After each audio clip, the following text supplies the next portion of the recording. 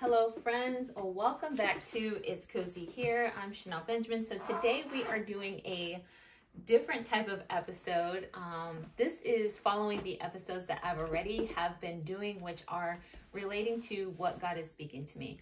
I have been trying to get into my word, and I wanted to share with you guys. I read this scripture, or rather I'm still in Matthew. So I'm reading Matthew, and I'm at this point, I'm over here in Matthew 4. And I read a section, I run over to my husband. Oh, this is my husband, Carlos.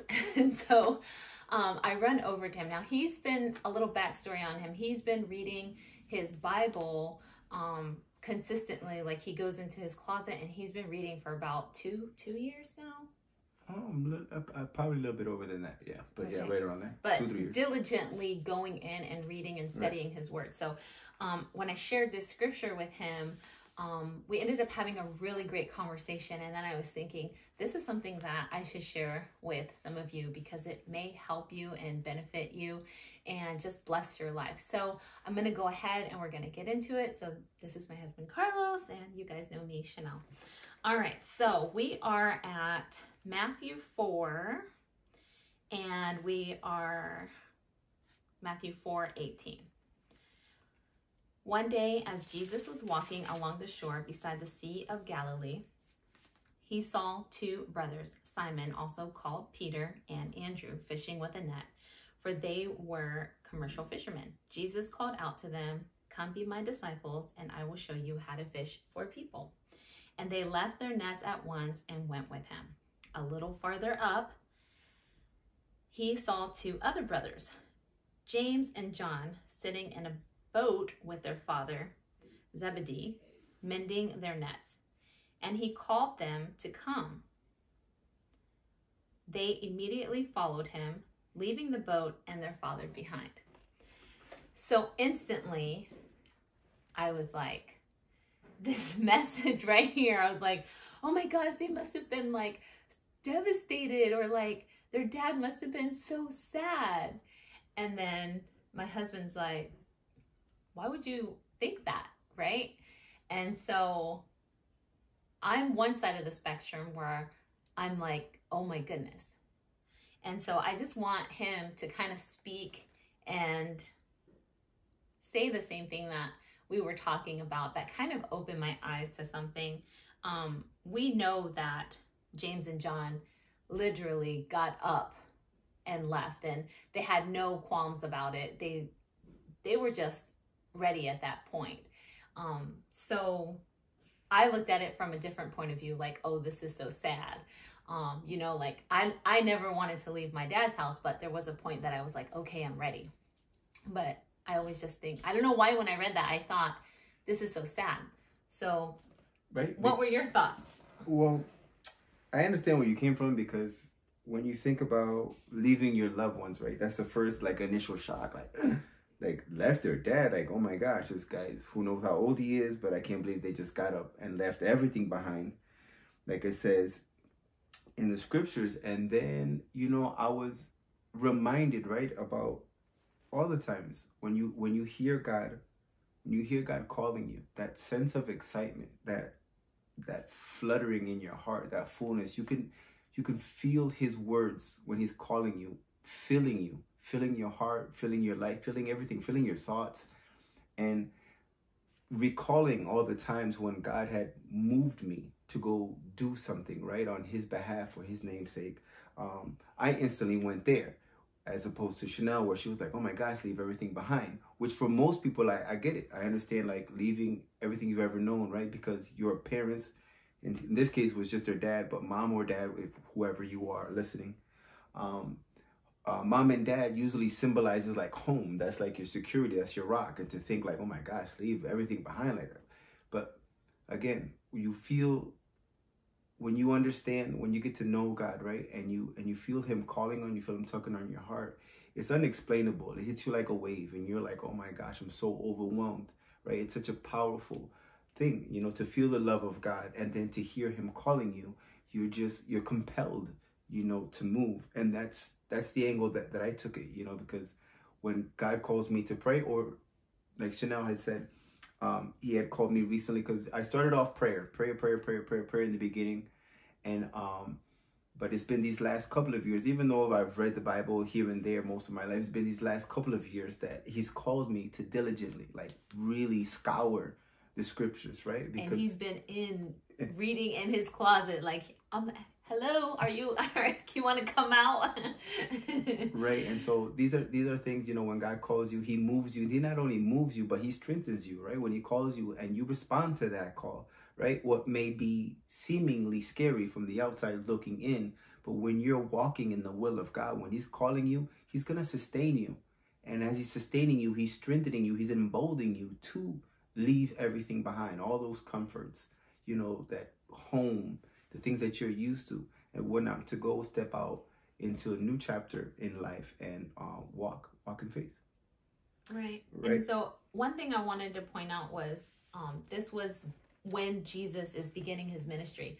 So when I initially thought, I was like, man, they really just trusted Jesus. They just trusted him, like, oh, okay, you know. And I was thinking, like, did they want to get away from their dad, or like, you know, like, what in the world, you know, like somebody calls you and says, hey, you know, come on, let's go, you know, and they were just like, oh, okay, you know. And a lot of us, right, a lot of us think 2 or 3 times, or we're like, God, give us another sign, or God, open another door, or maybe I shouldn't move right now. But in this instant, all of them just got up and left. And so you made a joke, like, how do you know that, you know, their dad wasn't ready? Like, they got out of the boat.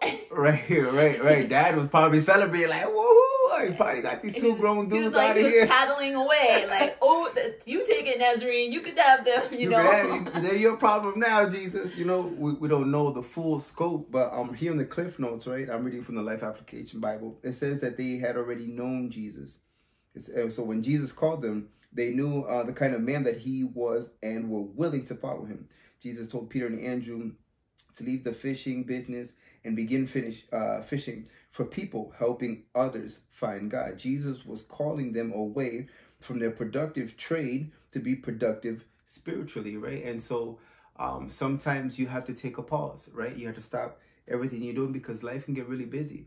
Work is, for most of us, all consuming. You're going to spend 8, 10 plus hours, you know, at the job, right? And so here God was asking them. Can I just say one thing? I recently just heard somebody preach, and they were talking about they were talking about your life and how you work and what you do with all these other hours. So you give 40 hours a week to your job, but right. There's 128 hours left. 128 hours. I know that, and some of that we're sleeping, right? We're sleeping. But when I thought about that, I said, oh my gosh, how much time are we giving to God, you know, to really hear his voice when he is calling us? Right. But you go ahead. No, you nailed it. And so that's exactly where I was going, actually, because, you know, how much time are we spending, right? You know, are we, and right here, again, Jesus was calling them to be fishermen of men, to go, you know, fishing for souls, for the kingdom. And so, you know, like she said at first, she was like, oh my gosh, Jesus called them, and they just immediately, you know, that's what the scripture says, they immediately left everything, right? 18, boom, through the nets, fish, boom, the kidney sitting in the boat. 21, yes. 21, the farther shore. A little after James sitting on the boat, Zebedee, boom, they called on them. 22, they immediately followed him, leaving the boat and their father behind. So initially, you're right, I can understand her shock. Was like, they just got up, man, that's crazy, and left everything, right? Left their livelihood, left their dad, you know, left everything, you know, behind, to go follow Jesus. But again, if you read in the Cliff Notes, they had already heard about him. And so, you know, just like all of us, you know, we're getting to know, we know of God. Some of us may know of God, know there is a God, know there is this person named Jesus, but it's entirely different to know Jesus and then to hear his call, right? And him calling you. And so I read this and it's like, it's wonderful, right? To actually know, to encounter Jesus and understand what's happening here. This Jesus of Nazareth calling them by name and calling them out to go, you know, for the spreading and the advancement of the kingdom. It's a wonderful thing. You know, again, Jesus calls you, he empowers you. So maybe you're here, maybe you feel the call, maybe God has been tugging on your heart lately to go move, you know, on his behalf.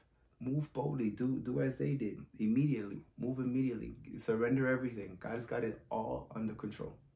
And you know what's funny is I grew up, you know, with my father giving Bible studies, and he grew up with his mom always in church. Love you, Mom. And so we kind of have different backgrounds in that area, but when God started calling me little by little, I was like hesitant, especially like if you've noticed, you've seen my channel, you've been with me for a long time, you're starting to see it come full circle. God has always been calling me, and we have served, we've been together, 13 years now? Right. And probably since we met, we started serving in church. Like 2 months after. And the funny thing is right, he wasn't perfect and I wasn't perfect. I was perfect. She needed a little work. We started serving in church, and I remember I told the pastor one day, I'm like, how can you let him serve? Like, he's just not right. Like, you can't. And the pastor looked at me. He said, this isn't a place for perfect people. This is a place for people to like learn and grow and let God change them. And at that moment, I had to sit back and really look at myself and say, well, okay, you know, and I'm pointing the finger, one, I'm wrong. So I have grown a lot. And I just think that a lot of us, God is calling us. God is, especially, I don't know what it is about this year, but if you've listened to prophecies, if you've heard people speaking, God is really calling his children to come out now and just speak up and spread the word and tell people about him. And so he's been speaking to me through dreams for years, and I have so many to share, but I just wanted to start now. And I said, okay, God, I'm going to let you use me. Let's just start sharing the dreams now. But then, so I started praying, and I just heard God say, Matthew. And I'm like, okay, let me start reading. And it's so juicy. It's like, oh my goodness, to just really read these scriptures. And I can't like read through it all because that's how juicy it is. I'm like taking scripture by scripture. And just when he said, like, they immediately followed him. And I just thought, how many times do we wait? Like, we know in our spirit, in our heart, like, okay, we have to move. But we're fearful, which fear is a liar. We know that. And, you know, we get scared and we're just thinking like, God, you know, is this you? Is this right? And of course, like natural flesh, we're going to want to pray about it, right? But they immediately, they trusted Jesus, you know, and the father he had no qualms about it either. He wasn't like, guys, you know, don't leave yet. You know, I still need you here. The parents were like, all right, go. You know, his dad, their dad was like, go. So, anything else? Nope. No, you know, that was it. A quick little tidbit that we had want to share, 2 different perspectives, 2 different sides, you know, of the same story. You know, like she said, when she first read it, it was like an initial shock. Man, left her dad because she knows very close to her immediate family. So for her, it was very striking, like, oh my gosh, leave and boom. And I understand that sacrifice can come difficult for some people and be a deterrent. Be like, you see, that's why I don't want to go, because I don't want something to have, you know, to give up something, right? To follow Jesus. But there's so much better, guys, waiting out there for you. If you hear him calling, trust him, go out there. And it wasn't, the scriptures don't say like they left him forever. It was just right then and there. For all we know, they just went to go get a cup of coffee, right? And then went right back, fishing, and then, No, I don't think they went to go get a cup of coffee. But you know what I'm saying? The scriptures are light in the details and whatnot. It says they got up and they went. Of course they did, you know, and they continued to, to follow Jesus and whatnot. But, like Chanel was saying, the initial shock was like, what? Left everything. Like in our minds, everything is so finite, right? Because we can only see so far ahead.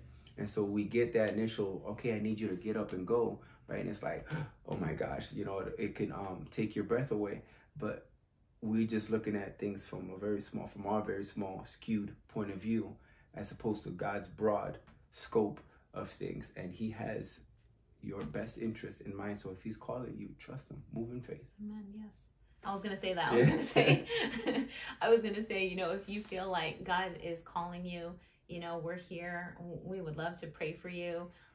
We're already in prayer about whatever God is doing this year with us and through us. And so, you know, even if you want to put in the comments, you know, pray for me, we definitely will pray for you. And, you know, he has a lot of wisdom. I'm just learning, but he has so much wisdom. So if you have any questions, you know, no, I have a lot of time to read this guy right here. We will continue to do little things here and there. But I just really felt this was necessary. So somebody out there needed to hear this. So I hope that it blessed you.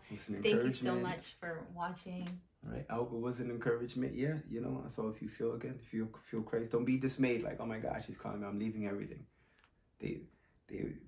God called them to see wonderful things, miracles, like life-changing stuff. So if God is calling you, hey, go ahead and make that life change. That life-changing change, if that's such the way to say it. But go ahead, trust God. Move in faith. We love you. God bless. God bless, guys. Thanks for watching. We'll see you in the next video.